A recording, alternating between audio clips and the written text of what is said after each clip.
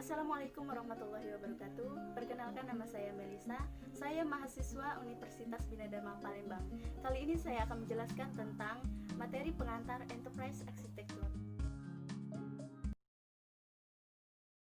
Pengertian Enterprise Architecture. Enterprise Architecture adalah proses menerjemahkan visi dan strategi suatu bisnis ke perubahan yang lebih efektif dengan cara membuat, mengomunikasikan, dan meningkatkan kebutuhan kunci, prinsip dan modal yang mendeskripsikan keadaan perusahaan pada masa depan dan memastikan perusahaan untuk berevolusi menjadi lebih baik. Tujuan dari penggunaan Enterprise Architecture dalam perusahaan adalah untuk meningkatkan efektivitas dan efisiensi bisnis dari perusahaan itu sendiri.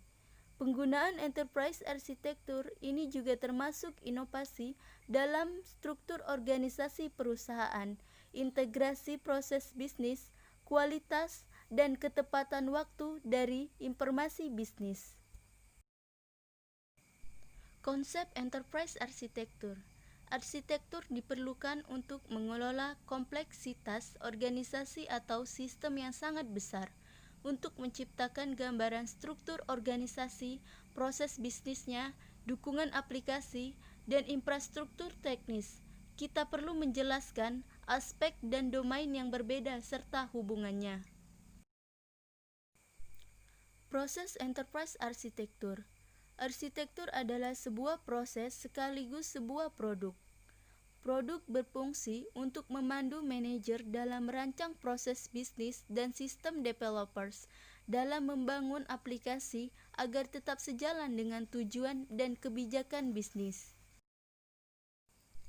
Dampak dari proses adalah lebih dari sekedar membuat produk arsitektur, kesadaran atau kewaspadaan stakeholder yang berkaitan dengan tujuan dan aliran informasi bisnis akan terlihat.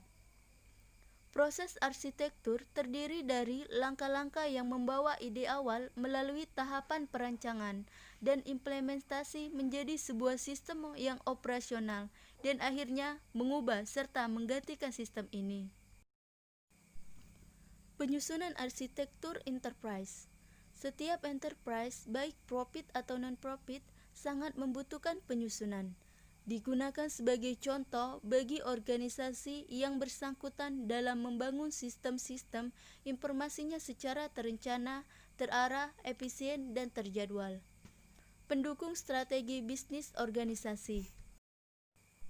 Teknik untuk menggambarkan model operasional bisnis otomasi termasuk mencakup infrastruktur teknologi informasi pendukungnya. Ada 4 komponen arsitektur enterprise. 1. Arsitektur bisnis. 2. Arsitektur informasi. 3. Arsitektur teknologi. 4. Arsitektur aplikasi. Arsitektur enterprise.